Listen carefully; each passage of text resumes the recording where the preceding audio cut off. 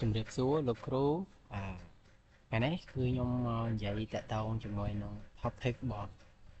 ពួកខ្ញុំគឺ final project សម្រាប់ network ឆ្នាំទី3ឆមាស2អញ្ចឹងនៅក្នុង group របស់ពួកខ្ញុំគឺមានសុកមេងស៊ីខឹមបញ្ញវន្តហើយនិងខ្ញុំសម្បត្តិអញ្ចឹងសម្រាប់ project របស់ខ្ញុំគឺfocus ទៅលើតែ3-4ថាសទេគឺតាក់ទងជាមួយនឹង public sector campus banking ហើយនិង core network អញ្ចឹងសម្រាប់អានេះគឺជា task មួយដែលពួកខ្ញុំត្រូវធ្វើរវាង public sector campus banking និង network អញ្ចឹងថាពួកយើងត្រូវធ្វើអីខ្លះពីមួយសប្តាហ៍ទៅមួយសប្តាហ៍ដើម្បីទទួលបាន progress ទាំងអស់ហ្នឹងអញ្ចឹងខ្ញុំមកនិយាយពីចំណុចរបស់ខ្ញុំគឺ bank topology អញ្ចឹងសម្រាប់ការ design topology ហ្នឹងគឺយើង propose banking topology ដើម្បី design ឲ្យប្រកាសថាវាមានសុវត្ថិភាពហើយនឹងការរៀបចំទំនាក់ទំនងរវាង department មួយហ្នឹងគឺវាដំណើរការទៅដោយរលូនបានន័យថាការទំនាក់ទំនងរវាង user sales HR និង IT ហ្នឹងគឺយើងអាចគ្រប់គ្រងបានហើយនៅនឹងក៏យើងរួមបញ្ចូលជាមួយនឹង FortiGate DHCP server ហើយ Access VLAN ហើយអាចធ្វើត្រាំងថតតិចតួចអញ្ចឹងសម្រាប់ Enterprise Network Design របស់យើងគឺយើងផ្ដោតសំខាន់ទៅលើ security ហើយនិង redundancy ខ្ពស់គួរសមដែលយើងប្រើប្រាស់ FortiGate ទី1គឺយើងប្រើប្រាស់ FortiGate ដើម្បី check រាល់ទិន្នន័យទាំងអស់ដែលវាឡើងទៅកាន់អ៊ីនធឺណិតមានដូចឧទាហរណ៍ថា user គឺឡើងអ៊ីនធឺណិតអញ្ចឹងគឺវាត្រូវឆ្លងកាត់FortiGate អញ្ចឹង FortiGate ជាអ្នក check IP ថាIP មួយណាដែលបានឆ្លងកាត់ទៅកាន់អ៊ីនធឺណិតហ្នឹងហើយសម្រាប់ R1 គឺយើងឲ្យវាជាអ្នកដឹកនាំឬក៏យើងនិយាយថាជា traffic ដែលជាអ្នកបញ្ជូននៅ inter VLAN routing ដែលភ្ជាប់ទៅកាន់ machine main នៃ DHCP server ហើយនឹង IT admin នេះគឺជារដ្ឋបាល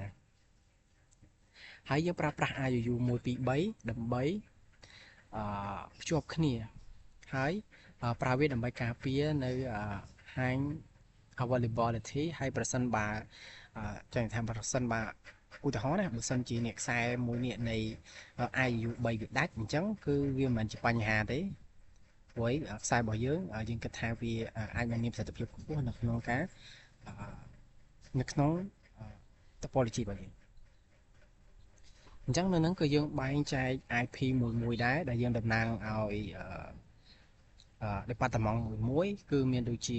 user sales HR ហើយនិង IT គឺ VLAN 10គឺយើងប្រើសម្រាប់តែ user ទេហើយ VLAN 20គឺយើងប្រើសម្រាប់ sales ហើយសម្រាប់ VLAN 30គឺយើងប្រើសម្រាប់ HR និង VLAN 40គឺយើងប្រើសម្រាប់ IT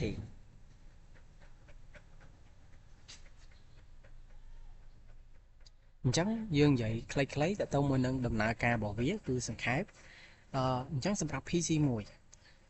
គឺវាដំណើរការគឺវាផ្ញើ DHCP discover ថាវាបញ្ជូន broadcast ហើយវារត់តាមរយៈ switch អញ្ចឹងវារត់តាមរយៈ switch នៅពេលដែលយើងបញ្ជូនសារមកវានឹងរត់តាមរយៈ switch នេះ and then វាចូលទៅកាន់ R3 ឬក៏ចូល R2 បើសិនបើខ្សែណាមួយដាច់តែបើក្នុងករណីថាអានេះវាអត់ដាច់ទេអញ្ចឹងវាបញ្ជូនពី R3 មកកាន់ R1 អញ្ចឹងសម្រាប់ PC ផ្សេងក៏ដូចគ្នាហើយសម្រាប់ R1 វិញគឺយើងធ្វើត្រាំងជាមួយនឹងអាហ្នឹងដូចជាយើងធ្វើហ្នឹងឲ្យធ្វើត្រាំងខៀងមួយនឹង R1 កន្លែងហ្នឹងគឺយើងធ្វើត្រាំងខៀងមួយនឹង R1 ដោយ DHCP របស់យើងហ្នឹងគឺអត់អាចឆ្លងកាត់ router មួយបានទេ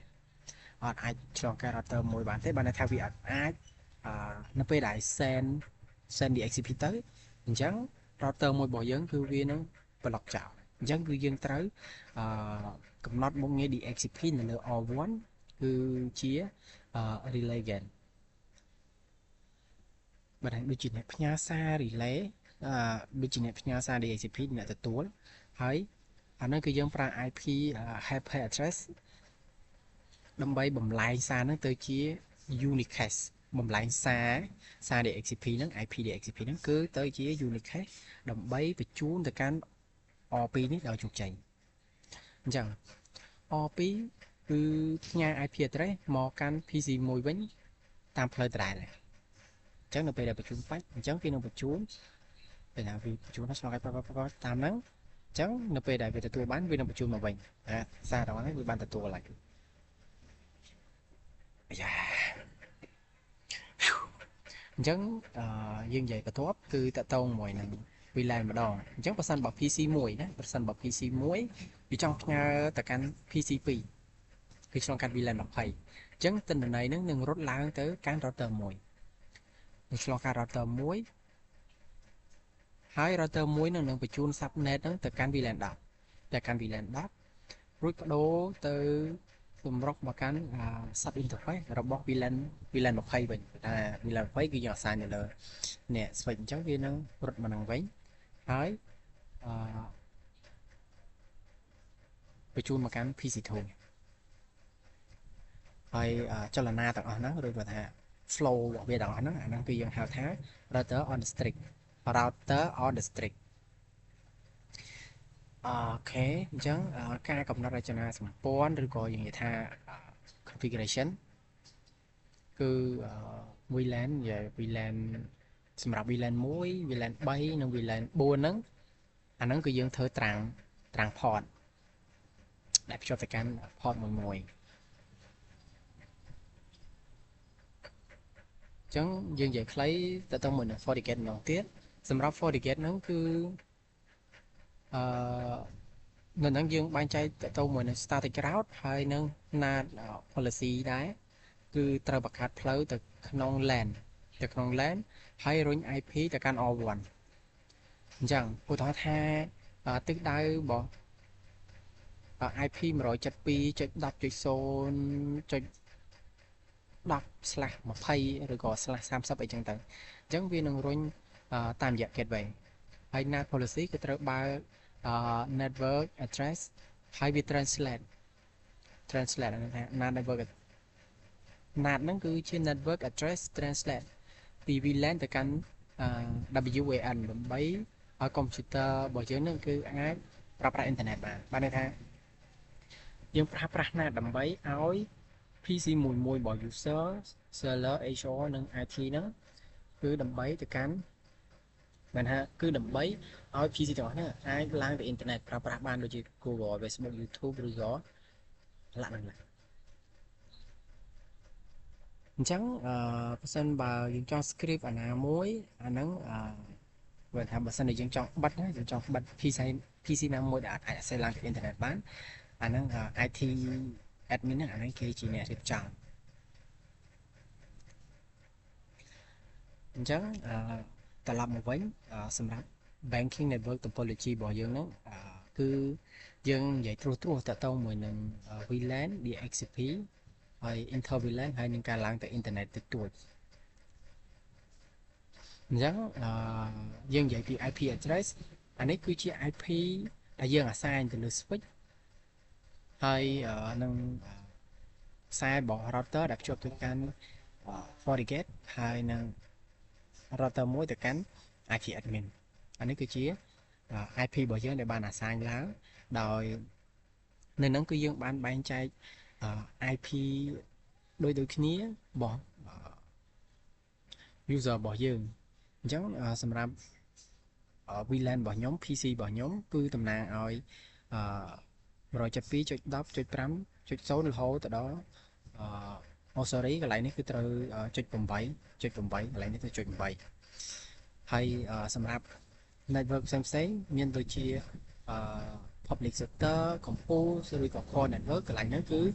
IP របស់យើងគឺផ្សេងគ្នាគឺអត់ដូចគ្នាទេគឺយើងបានបែងចែក IP កន្លែងពីគ្នាប៉ុន្តែ IP ទាំងអស់ហ្នឹងគឺមានទំនាក់ទំនងមួយគ្នាអញ្ចឹងយើងចូលមកបន្ទាប់គឺចង់និយាយអំពី PC ដែលយើង connect ទៅកាន់ switch អញ្ចឹង PC មួយរបស់យើងគឺភ្ជាប់ទៅកាន់ switch តាមរយៈ port R0 ហើយ switch ភ្ជាប់ទៅកាន់ PC មួយតាមរយៈ R3/2 ហើយសម្រាប់ configuration របស់ switch 3 និង switch 4 គឺដូចគ្នាគ្រាន់តែអត់បានបង្ហាញនៅក្នុង slide presentation ហ្នឹងទេអញ្ចឹងអានេះគឺជាទិន្នន័យដែលយើង config ទៅជោគជ័យដោយ port R3/2 និង R3/3 ហ្នឹងគឺវា active សម្រាប់ VLAN 10របស់យើងនឹងឯងទៅកាន់ PC មួយរបស់យើងអានេះគឺជា result ហើយនេះគឺជា result ដូចគ្នាដែល VLAN 20 active port R3/3 R3/3 និង R3/2 នេះជា result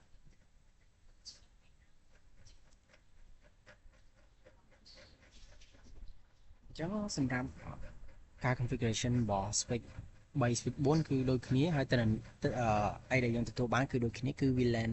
30គឺវា active ជាមួយនឹង port របស់យើងហើយ VLAN 40ក៏វា active ជាមួយនឹង port របស់យើងដែរប៉ុន្តែយើងអត់បានបង្ហាញនៅក្នុង slide presentation ហ្នឹងទេដោយសារតែវាច្រើនពេក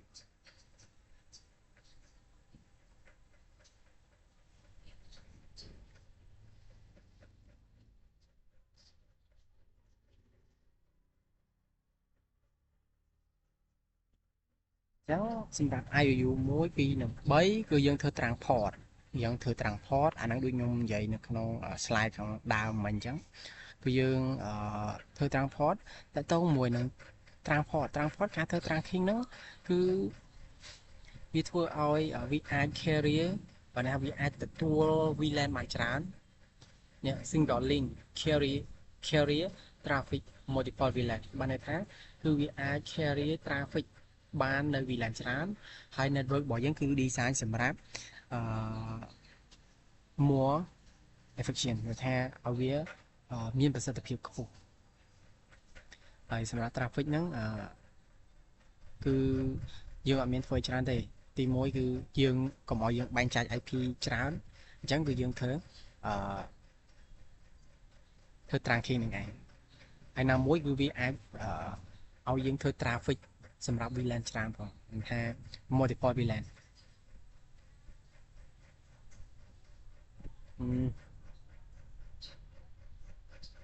អញ្ចឹងអានេះគឺជា result របស់យើងសម្រាប់ IOU 3ដែល IOU 3របស់យើងហ្នឹងគឺយើងបង្ហាញអំពី port 1/1 គឺ connect ទៅ VLAN 10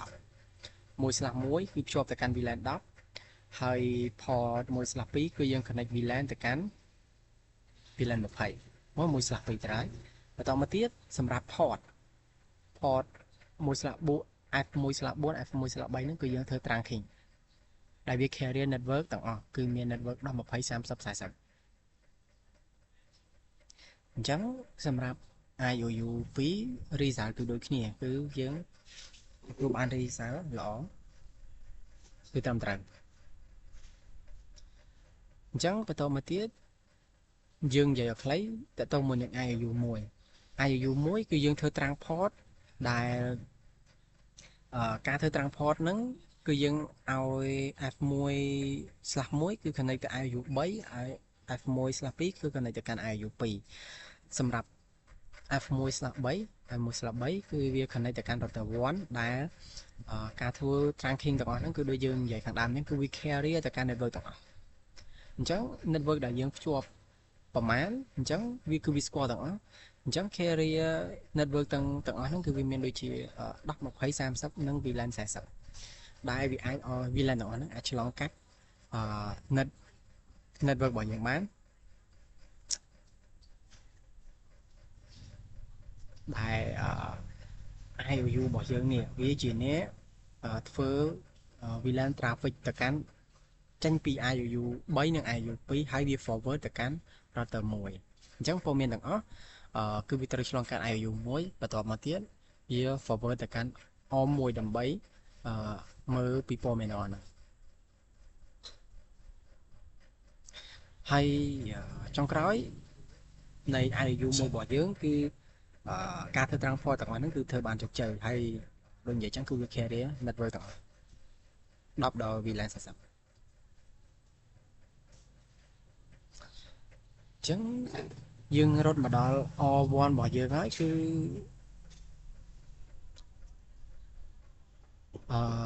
គឺ responsibility របស់វាគឺយើងធ្វើ interface routing ហើយខ្ញុំក៏គ្រាន់តែនិយាយត្រួសដែរនៅក្នុង router មួយដោយសារតែយើងបាននិយាយពីដំបូងហើយនៅក្នុង router មួយហ្នឹងបើសិនជាយើងធ្វើ DHCP ភ្លាមៗគឺវាអត់ដែរទេអញ្ចឹងយើងត្រូវកំណត់ថា router មួយហ្នឹងវាគឺជា DHCP again ទើបវាអាចបំលែងព័ត៌មានឬក៏អាចបំលែង IP packet ហ្នឹងទៅជា unit cache ហើយវា forward ទៅកាន់ R2 ឲ្យវាប្រហែលទៅជានឹងឲ្យដើម្បីអាចធ្វើ DHCP បានហើយវាអាច connect ទៅកាន់ FortiGate បន្ទាប់មកគឺroute traffic រវាង VLAN ច្រើនហើយផ្ដល់ឲ្យយើងនៅថាអាចឲ្យយើងនិយាយទៅ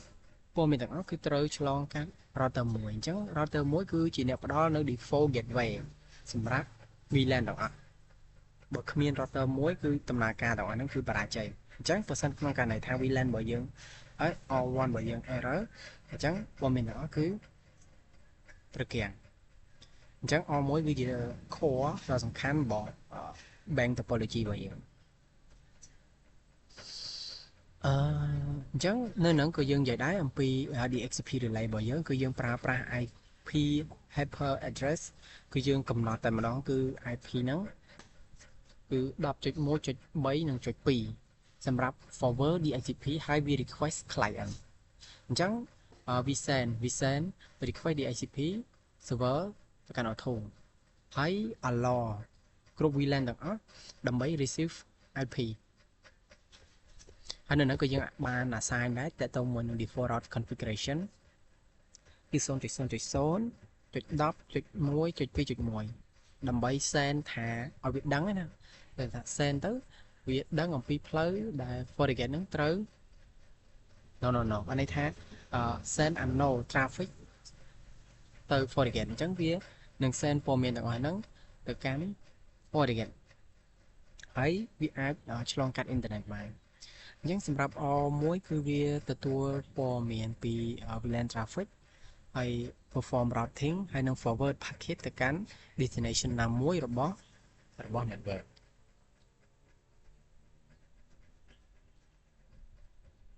អញ្ចឹងបន្ទាប់មកទៀតគឺយើងនឹងដឹងអំពីការធ្វើ DHCP server របស់ R2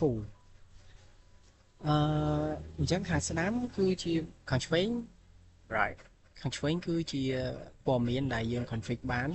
គឺយើងនិយាយអំពី IP ហើយនឹង gateway IP និង gateway ដែលយើងធ្វើ DHCP pool អញ្ចឹង R1 របស់យើងគឺយើង config ទៅកាន់ DHCP server ហើយ R2 របស់យើងហ្នឹងវាធ្វើឲ្យ automatic call assign IP address ផ្ដល់ឲ្យយើងនៅ subnet mask information បាទថាព័ត៌មានរបស់ subnet mask ហើយផ្ដល់ឲ្យយើងនៅព័ត៌មាន gateway ហើយផ្ដល់ឲ្យយើងនៅ DNS server គឺយើងអាច access ឡើងទៅ internet បានហើយវាធ្វើឲ្យ redundant IP configuration បានន័យថាបើសិននៅក្នុងករណីថាមានខ្សែណាមួយដែលវាដំណើរការអត់ស្រួលអញ្ចឹងគឺវានឹង redundant អញ្ចឹងវា safety នេះគឺជា result របស់ R1 ដែលយើងសូមអំពីប៉ុន្តែហ្នឹងហើយអានេះគឺជា result ហើយអានេះគឺជា R2 ដែលយើងping ទៅកាន់ R1 គឺ success បានន័យថាវាអាចឆ្លងកាត់គ្នាបានវាអាចបញ្ជូនព័ត៌មានឲ្យគ្នាបានហើយផ្នែកបន្ទាប់គឺ PC របស់យើងគឺជោគជ័យនៅក្នុងការធ្វើនៅក្នុងការ ping IP DHCP ទៅកាន់ router 2គឺគ្រប់ IP ទាំងអស់គឺទទួលបានជោគជ័យនៅក្នុងការធ្វើ DHCP អញ្ចឹងយើងមកនិយាយវិញថា R3 ហ្នឹងវាដូចជា admin មួយជាអ្នកគ្រប់គ្រងផ្នែកមួយយ៉ាងធំដែរនៅក្នុង banking របស់យើងដែលវា connect ទៅកាន់ IT administration network ហើយផ្ដល់ឲ្យយើងនៅការ access សម្រាប់ network ការគ្រប់គ្រងទាំងអស់ហ្នឹងហើយវាធ្វើ troubleshoot network device communication ជាមួយនឹង R1 order network segment ហើយវាអាច send or no traffic R1 បានន័យថាវាអាច send ផ្លូវដែលវាអត់ស្គាល់ហ្នឹងទៅកាន់ R1 អញ្ចឹងបានន័យថានៅពេលណាដែលព័ត៌មានទាំងអស់ដែលវាឆ្លងកាត់នៅពេលដែលបញ្ជូនទៅឆ្លងកាត់ R1 អញ្ចឹង R3 របស់យើងគឺដឹងថា PC ហ្នឹងធ្វើ DHCP HR អញ្ចឹងទៅធ្វើ DHCP ឬក៏ computer មួយនោះធ្វើ DHCP អញ្ចឹងវាសូ IP ឲ្យ router របស់យើងដឹងដែរអញ្ចឹង R3 របស់យើងគឺជា reach all the VLAN and the internet អញ្ចឹងឧទាហរណ៍ថា IP បើថាឥឡូវនិយាយថា PC របស់ user គឺ ping ឡើងទៅ internet អញ្ចឹងវាឆ្លងកាត់ដល់ router មួយអញ្ចឹងR3 របស់យើងដឹងអញ្ចឹងនៅពេលដែលវាឡើង internet R3 របស់យើងគឺជាអ្នក control ផ្លូវនឹងដែរអញ្ចឹងក៏វាស្គាល់ដែរបើថាផ្លូវនេះវាមិនមែនអ្នកគ្រប់គ្រងទេមិនជាអ្នកផ្ទុកទេតែវាដឹងថា flow របស់ IP ហ្នឹងរត់តាណាគឺវាដឹងបន្ទាប់ពីយើងបញ្ជូនទៅអញ្ចឹងវាស្គាល់អញ្ចឹងតើន័យទាំងអស់ក៏ IT admin គឺជាអ្នកគ្រប់គ្រងដែរ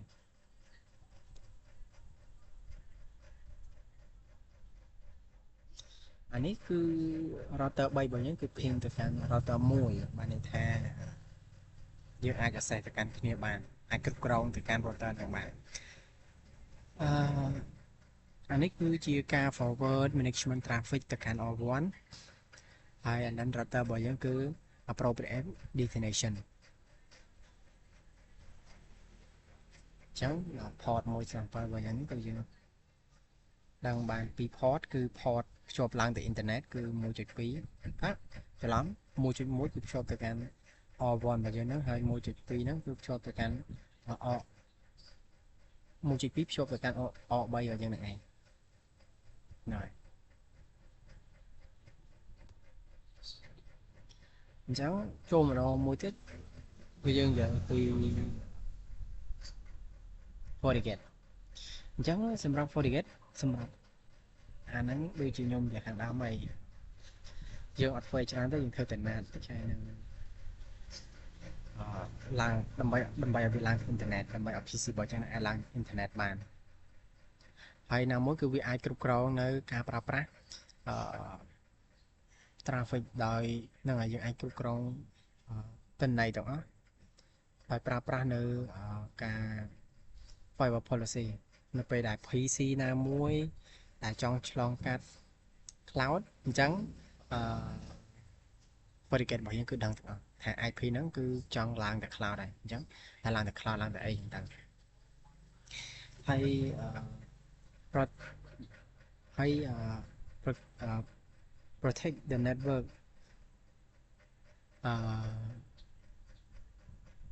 router របស់យើងគឺ traffic រវាង VLAN ហើយនិង WAN អានោះដូចខ្ញុំនិយាយតាំងពី slide ទី1របស់ banking ហើយសម្រាប់ port 1របស់យើងគឺ connect ទៅកាន់ cloud port 2គឺយើងជួបទៅកាន់ R1 ហើយសម្រាប់ FortiGate គឺវាធ្វើ internal VLAN របស់ network ហើយវា forward traffic ទៅកាន់ R1 កន្លែងនេះគឺចង់និយាយថារាល់ PC ទាំងអស់ដែលaccess ឡើងទៅកាន់ internet អញ្ចឹងវានឹង forward ផ្លូវហ្នឹងតាមរយៈ R1 ហ្នឹងឯងតាមរយៈ R1 ហ្នឹងឯងអញ្ចឹងព័ត៌មានទាំងអស់គឺវាជាអ្នកគ្រប់គ្រងដែរសម្រាប់ការឡើង internet យើងត្រឡប់មកវិញនៅពេលដែលយើងធ្វើ policy របស់ firewall policy គឺ allow internal user បានន័យថាគ្រប់ user ទាំងអស់គឺយើងអាច access ទៅកាន់ internet បានហើយ enable NAT សម្រាប់ផ្ដល់នៅ IP address តែវាជាអ្នកហ្នឹងហើយវាជាអ្នកផ្ដល់ព័ត៌មានទៅកាន់ IT admin អញ្ចឹង traffic flow របស់យើងថា PC របស់យើងហ្នឹង send packet អញ្ចឹង R1 របស់យើងហ្នឹងគឺជាអ្នក route packet ហ្នឹងទៅកាន់ FortiGate គឺ apply firewall policy ហ្នឹងទៅកាន់ NAT ដើម្បីឲ្យវា translate ទៅជា private IP ហើយ packet ទាំងអស់ហ្នឹងគឺ forward ទៅកាន់ internet អញ្ចឹងអីដែលយើងទទួលបានគឺវាអាច access ឡើងទៅកាន់ internet បានដែលយើងអាចភ្ជាប់ទៅកាន់ google.com ChatGPT Facebook TikTok ឡាហ្នឹងឡាអាហ្នឹងគឺ PC មួយគឺ ping ទៅកាន់ internet តាមរយៈ FortiGate អានេះគឺជា result របស់យើងដែល PC មួយដល់ជា PC 3និង PC 2គឺ ping ឡើងទៅកាន់ internet ដូចគ្នាហើយសម្រាប់ PC 4ដូចគ្នាដែរនេះគឺជាអីដែលយើងទទួលបាននៃ result នៃការធ្វើ banking របស់យើងទាំងមូលអញ្ចឹងយើងចូលមកចំណុចមួយទៀតយើងនិយាយអំពី public sector អញ្ចឹងនៅក្នុង public sector ហ្នឹងអាហ្នឹងគឺយើងបានបែងចែក VLAN ដូចខ្ញុំនិយាយខាងដើមកន្លែង banking អញ្ចឹងគឺយើងបែងចែក VLAN នៃ task មួយផ្សេងគ្នាតាំងពី public sector core network banking អាហ្នឹងគឺយើងបែងចែកផ្សេងគ្នាហើយ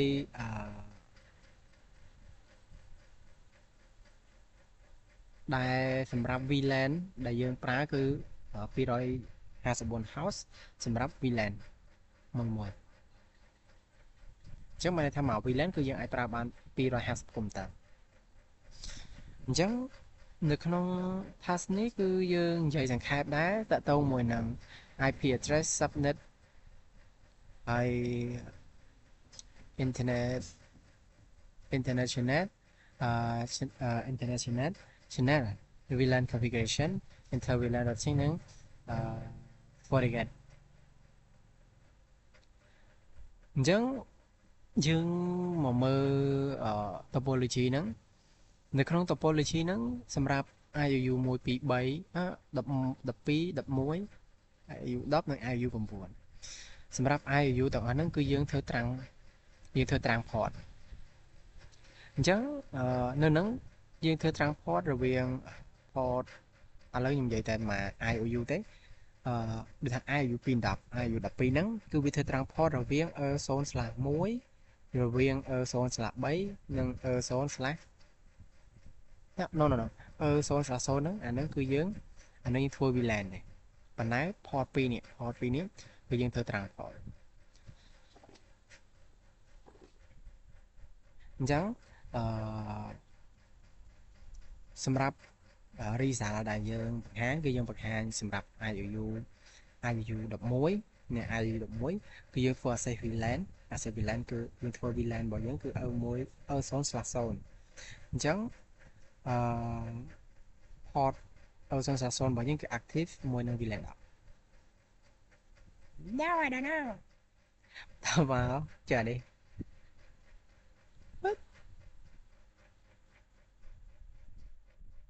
អញ្ចឹងសម្រាប់ត្រាំង port គឺយើងមាន port 3ខ្សែគឺ0/3 0/2 និង 1/0 អញ្ចឹង port ទាំងអស់ហ្នឹងគឺយើងបានធ្វើត្រាំង port ដោយជោគជ័យបើតាម result របស់យើងដែលទទួលបានហើយដូចខ្ញុំនិយាយអញ្ចឹងថាតទៅមួយនឹងត្រាំង port ហ្នឹងគឺយើងធ្វើវាដើម្បី carrier គេថាយើងមិនបាច់អាសាយ IP ច្រើនទេប៉ុន្តែវាអាច carrier បាន VLAN ច្រើនអញ្ចឹងនៅហ្នឹងគឺវា carrier នេះបាន VLAN 10 20 30 40ហ្នឹងគឺវា carrier បានទាំងហើយ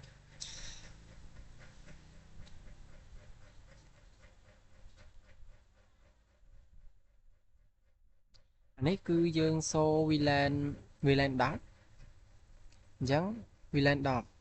VLAN VLAN 10 IOU 10 sorry IOU 10គឺport 0/1 0/1 របស់យើងនេះគឺ active គឺជា port ដែល connect ដែល access VLAN តែយើងធ្វើ access VLAN access port ហើយសម្រាប់ 0/0 0/0 0/2 នេះ 0/2 ជាមួយនឹង 1/0 គឺយើងធ្វើ ត្រាំង port អញ្ចឹង result គឺជោគជ័យគឺវា config ដែរសម្រាប់ IOU 9ក៏ដូចគ្នាគឺយើងធ្វើដូចគ្នាអញ្ចឹងបានន័យថា port ដែលភ្ជាប់ទៅកាន់ PC គ្រប់ port ទាំងអស់ដែលភ្ជាប់ទៅកាន់ PC គឺយើងធ្វើ VLAN access VLAN តែ port ដែលមិនភ្ជាប់ទៅកាន់ PC ទេប៉ុន្តែវាភ្ជាប់ទៅកាន់ IOU នៃ IOU ឬក៏ IOU នៃ IOU switch អញ្ចឹងអាហ្នឹងគឺវាធ្វើ trunking អានេះគឺ IOU 12គឺដូចគ្នាគឺយើង carry បានទាំងអស់ហ្នឹងនៃ VLAN របស់យើងអញ្ចឹងអាហ្នឹងគឺយើងធ្វើ STP configuration អញ្ចឹងយើងធ្វើ STP configuration ហើយនេះគឺជា result ដែលយើងទទួលបាន IU 13នេះគឺយើងសូននៅលើ IU 13យើងសូននៅក្នុង IU 13គឺport E0/0 E0/1 E0/1 E0/2 អាហ្នឹងគឺយើងគឺជា port spanning tree ប៉ុន្តែសម្រាប់ port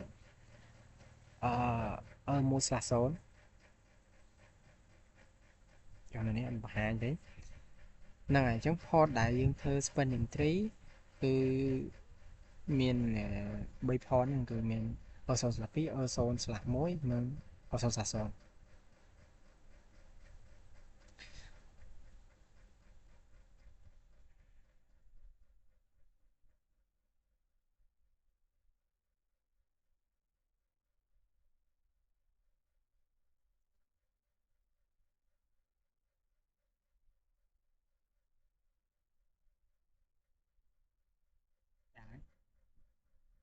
នេះគឺយើង verify spanning tree on the IU 13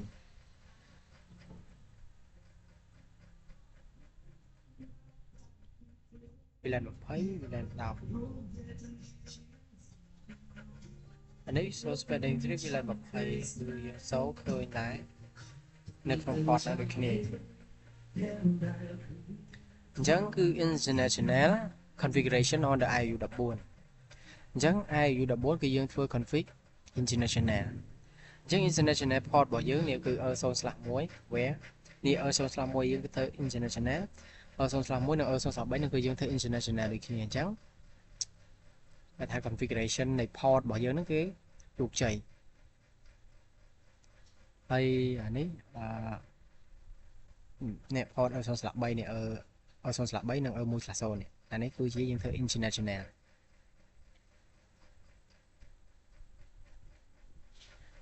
អញ្ចឹងយើងចូលមកចំណុចមួយទៀតតទៅមួយនឹង FortiGate នៅលើ CLI អញ្ចឹងនៅនឹងយើងបានបែងចែកយើងនិយាយចឹងថាតទៅមួយនឹង FortiGate វាគឺជាអ្នកគ្រប់គ្រងទៅលើ IP ឬក៏ packet ដែលបញ្ជូនចេញពី PC ឬក៏ចេញពី user ណាមួយអ្នកប្រើប្រាស់ណាមួយចង់ access ទៅកាន់ internet អញ្ចឹងវាជាអ្នកគ្រប់គ្រងហើយនៅហ្នឹងក៏យើង config ទៅលើតទៅមួយនឹង SSH ដែរ SSH ហើយ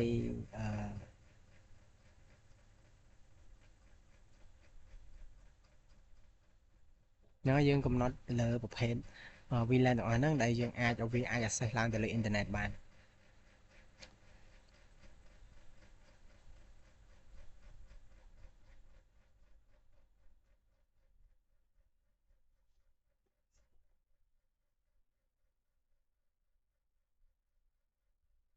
អញ្ចឹងយើងនិយាយពី port 1វិញ port 1គឺវាយើងកំណត់ IP ភ្ជាប់ទៅកាន់ cloud ដើម្បីឲ្យវាដឹងថា cloud ហ្នឹងគឺដើម្បីបញ្ជូនព័ត៌មានដែលយើង research ហ្នឹងពី internet ហ្នឹងចូលតាមរយៈ port មួយហ្នឹងមកកាន់ FortiGate ហើយ FortiGate ហ្នឹងវានឹងប្រាប់ថា port ណាជាអ្នកបញ្ជាក្នុងការទាញយកទិន្នន័យពី internet ហ្នឹងហើយបញ្ជូនទៅកាន់ user ហ្នឹងអញ្ចឹងណាអញ្ចឹងសម្រាប់ port ទី2អញ្ចឹង port ទី2ហ្នឹងគឺជា port ដែលភ្ជាប់ទៅកាន់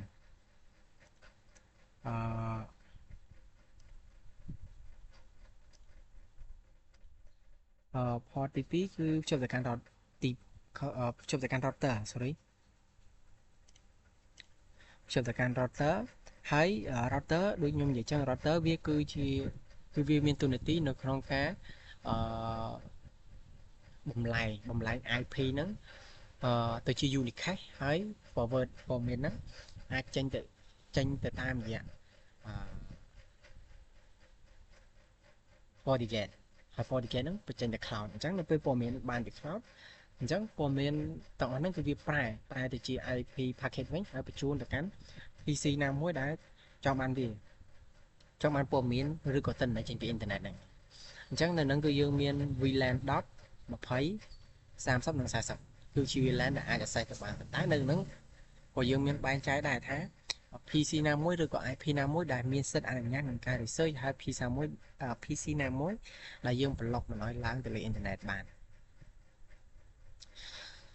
អានេះគឺជាការ config policy FortiGate on the CLI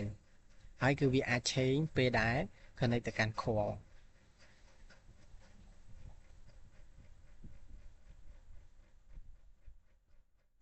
អានេះយើងតទៅមួយនឹង execute រវាង VLAN របស់យើង VLAN របស់យើងដែលយើងបាន assign VLAN 10 20 30 និង 40 ហ្នឹងគឺឃើញថាគឺវាដំណើរការគឺវាអាច access ឡើងអ៊ីនធឺណិតបានរវាង VLAN ទាំង4ហ្នឹងទាំង VLAN 10 VLAN 20 30 និង 40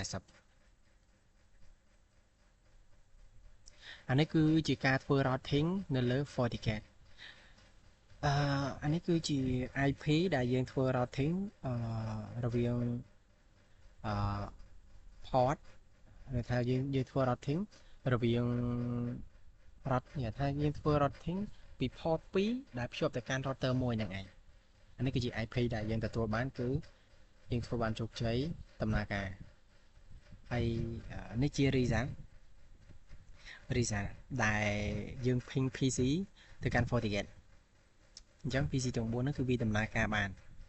អាចឆ្លងកាត់ FortiGate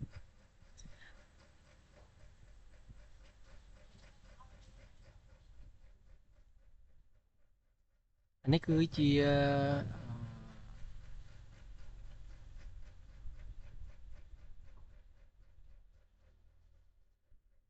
connectivity on the local area គឺយើងធ្វើនៅក្នុងតែនៅក្នុង local ទេគឺ PC 1 ASAP អញ្ចឹង PC 1ទៅ PC 2គឺ ping ដើរ PC 1ទៅ3 PC 1ទៅ4គឺវាស្គាល់គ្នាអញ្ចឹងបានន័យថាគឺវាអាចធ្វើការនៅក្នុង local នៃ network នឹងបានឧទាហរណ៍ថានៅក្នុង PC 1មានមេអ្នកកាន់ PC 1យ៉ាងតែមេអ្នកកាន់ PC 1គឺអាច access ទៅកាន់local នៃ network របស់យើងបានទាំង VLAN 20 VLAN 30និង VLAN 40អញ្ចឹងគឺយើងអាច access ចូលបានដូចជាអ្នកគ្រប់គ្រងអញ្ចឹងតែប៉ុន្តែក៏មាន IP មួយចំនួនទៅបាន block ដែរគឺឲ្យ access ចូលប្រដែរហើយមួយទៀតគឺវាអាចintegrate to the core access គឺវាអាច access ទៅកាន់ internet ហើយអាច config FortiGate នៅលើ GUI បានអញ្ចឹងយើងចូលមកដល់ចំណុចមួយទៀតតើតើមួយនឹង core របស់ network អញ្ចឹងដោយ core របស់ network ដំបូងគឺវាមានទម្រង់អញ្ចឹងបន្ទាប់មកទៀតយើងបាន modify វាទៅជាទម្រង់បែបនេះវិញដែលងាយស្រួលយល់ហើយងាយស្រួលក្នុងការធ្វើ configuration នេះគ្រាន់តែជាការ assign IP address ទៅលើ core របស់ network ទេហើយនៅលើ R2 ក៏យើងបាន assign ទៅលើ IP មួយចំនួនដែល IP ដែលយើងបាន assign ហ្នឹងគឺវាដំណើរការគឺ up បានន័យថាអ្វីដែលយើង config នៅលើ port 1/1 ហើយនឹង 1/2 1/3 នេះport ហ្នឹងគឺវាដំណើរការហើយសម្រាប់ R3 R4 ក៏ដូចគ្នាដែរ port ទាំងអស់ហ្នឹងគឺវា work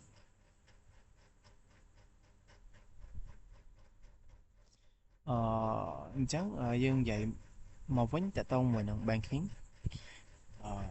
និយាយពី topology banking បន្តិចsorry សារតែបរមទៅវាដាច់ screen record អញ្ចឹងទៅអត់អាច break បានអញ្ចឹងយើងនិយាយខ្លីនៅនោះគឺយើងបានបែងចែក IP ដូចជា config OSPF BGP eBGP ហើយនឹងយើង access ឡើងទៅអ៊ីនធឺណិតអញ្ចឹងសម្រាប់ជ្រុងកន្លែងនេះគឺយើងធ្វើ BGP eBGP រវាង AS 6502 6503 6504ហើយនៅ AS ខាងនេះ6500គឺយើងធ្វើ OSPF នៅក្នុង area 0ហើយ OF1 គឺយើង connect port ទៅកាន់ FortiGate ហើយ FortiGate connect ទៅកាន់ cloud អញ្ចឹងសម្រាប់ FortiGate វាអត់ខុសគ្នាទេវាជាអ្នកបើកផ្លូវនៅក្នុងការឲ្យ IP access ទៅកាន់អ៊ីនធឺណិតហើយវាក៏ជាអ្នកផ្ដាច់ IP វាជាអ្នកផ្ដាច់ IP ណាមួយប្រសិនបើអត់មានការអនុញ្ញាតឲ្យឡើងទៅអ៊ីនធឺណិតដែរហ្នឹងគឺអញ្ច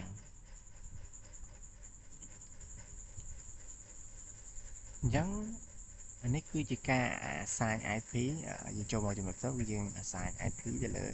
IU 1និង IU 2ហើយនេះគឺជា IP ដែលយើងបាន assign រវាង port មួយដែលយើងបាន connect ទៅកាន់ router ហើយនឹង switching switch ហើយច្រឡំ IU និង IU ឬក៏ IU ទៅកាន់ switch គឺ port ទាំងអស់ហ្នឹងគឺយើងបាន assign ទៅគឺវាជោគជ័យអានេះគឺជា router 4 គឺយើង assign IP ដែរគឺវាដំណើរការបានគឺជោគជ័យអញ្ចឹងយើងនិយាយចំណុចសំខាន់នៃ core board network គឺយើងធ្វើ OSPF configuration អញ្ចឹងសម្រាប់ OSPF យើងធ្វើ configuration ហ្នឹង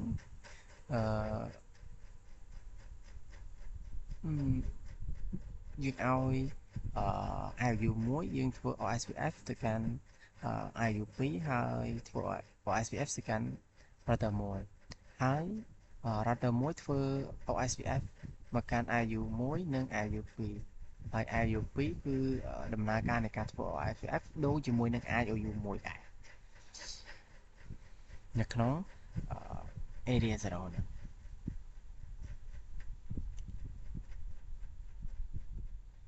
នេះគឺជាការ configure OSPF របស់ IOU 2របស់ IOU 2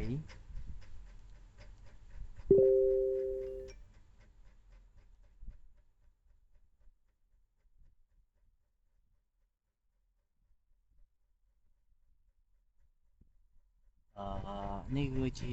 result ដែលយើងបានធ្វើ SPF របស់ router 1ដែល router 1របស់យើងហ្នឹងគឺវា success នៅក្នុងការ assign port ហើយចឹងថាដែលវាដឹងវាស្គាល់ port ដែលយើងបាន assign IP OSPF នេះអញ្ចឹង1/1 គឺ1/1គឺយើងភ្ជាប់ OSPF 10.3.1.2/30អានេះគឺជា IP នៃ OSPF នេះចុច1នេះអញ្ចឹងនេះ port តមកទៀត3/3វាអញ្ចឹងយើងនិយាយខ្លីមកនៅពេលណាដែលយើងធ្វើ OSPF នៅលើ router 1អញ្ចឹងវានឹង show OSPF នៅលើ router វានឹង show OSPF នៅលើ IOU 1ដែល configuration ទៅកាន់ device ផ្សេងទៀតអញ្ចឹងអានេះគឺជា result ដែលយើងបានធ្វើ OSPF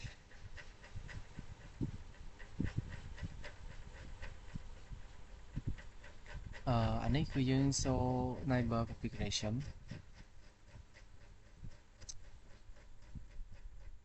របស់ IOU 1ហើយនឹង IOU 2 IOU 1 IOU 2គឺជា IP neighbor របស់ នេះ IU1 hot របស់ IU1 នៅពេលដែលយើង config ឥឡូវខ្ញុំនិយាយតែពី IU1 ទេនៅពេលដែលយើងអឺចូល neighbor របស់វាអញ្ចឹងវានឹងបង្ហាញអឺមើល port របស់យើងនេះ1/3ឯណា1/IU1 តែវានឹងបង្ហាញ1/3គឺIP neighbor របស់វាគឺ3.3.3 ចឹងកន្លែងនេះ 3.3.3 ហើយ1/0 1/0 ក៏ connect មកកាន់ port IU2 ដែរអញ្ចឹងក៏ 3.3.3 ដែរហើយ IU1 ក៏ភ្ជាប់ទៅកាន់ router 1អញ្ចឹង router 1 neighbor របស់យើងគឺ1.1.1 អានោះគឺជា neighbor របស់យើងនៃ router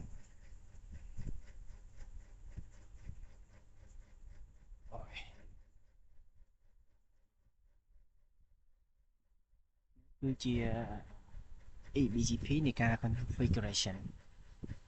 ការធ្វើ configuration ហើយនេះគឺជា comment មួយចំនួនដែលយើងត្រូវ configuration នៅលើ EBGP ខ្ញុំនិយាយហើយថា EBGP ហ្នឹងយើងធ្វើដើម្បី configuration ពី AS របស់ router 1 router 3 និង router 4ដើម្បីឲ្យវាស្គាល់ហើយ config ទៅកាន់ OSPF បន្ទាប់នៃ path របស់យើងអញ្ចឹងអានេះ router 3គឺយើងធ្វើ BGP ហើយយើងភ្ជាប់ទៅកាន់ port នេះ 1/2 ហើយនឹង 1/3 ហ្នឹង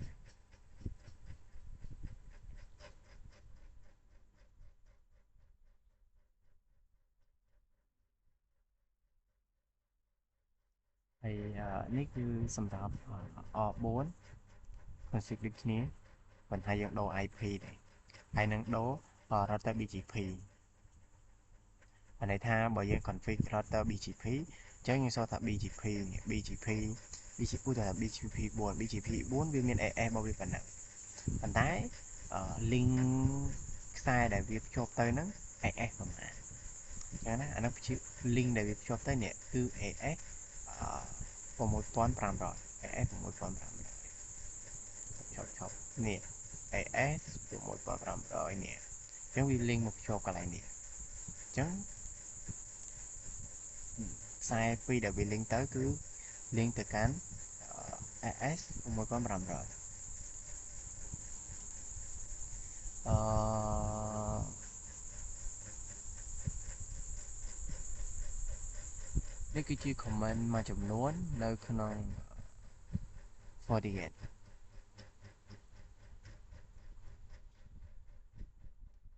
ហើយនេះ use IP គឺយើងប្រើប្រាស់ IP 192.1ហើយសម្រាប់ access ទៅកាន់ interface នេះគឺជា FortiGate configuration បន្ទាប់ពីយើងចូលទៅកាន់ interface ហើយនេះគឺជាបន្ទាប់ពីយើង edit policy របស់វា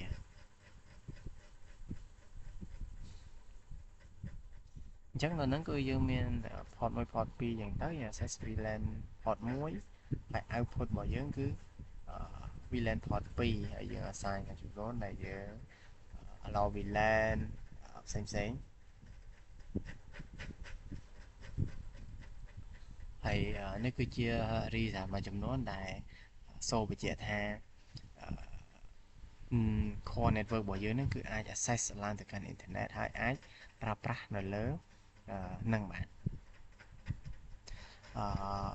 ត្រឡប់មកវិញអានេះគឺយើងនិយាយអំពី verify task របស់យើងថា R1 របស់យើងអាច ping ទៅកាន់ 3.1.1 3.1.1 នៅកន្លែងដែរ 3.1.1 ហ្នឹងចាប់ 2.1.1 ចំ 13.13.1.1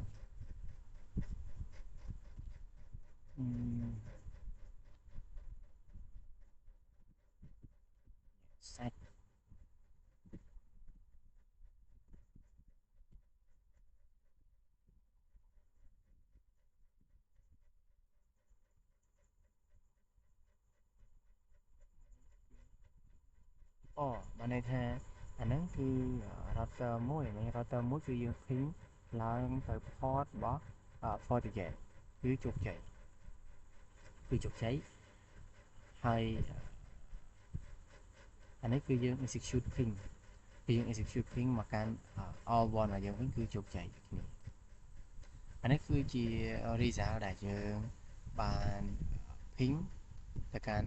IP មួយចំនួនដែលយើង verify នៅលើ port របស់យើងដែលយើងបាន assign គឺវាជោគជ័យបានន័យថាសម្រាប់ core network របស់យើងគឺដើរដូចគ្នាផងដែរអានេះគឺយើងថ្ងៃនេះគឺនិយាយទៅសុទ្ធតែជា result ដែលយើងភ្ជាប់ទៅកាន់ link ខ្សែរបស់យើងដំណខ្សែរបស់យើងនេះទៅកាន់ port មួយហ្នឹងដែលយើងបាន assign IP ឲ្យស្រាប់អញ្ចឹងគ្រប់ result ទាំងអស់គឺវាបានបង្ហាញថាការ config របស់យើងទាំងប្រមាណហ្នឹងគឺជោគជ័យហើយវាអាច access ឡើង internet អីបានអញ្ចឹងសម្រាប់ core network របស់យើងក៏ចឹងក៏មានតែប៉ុណ្្នឹងដែរ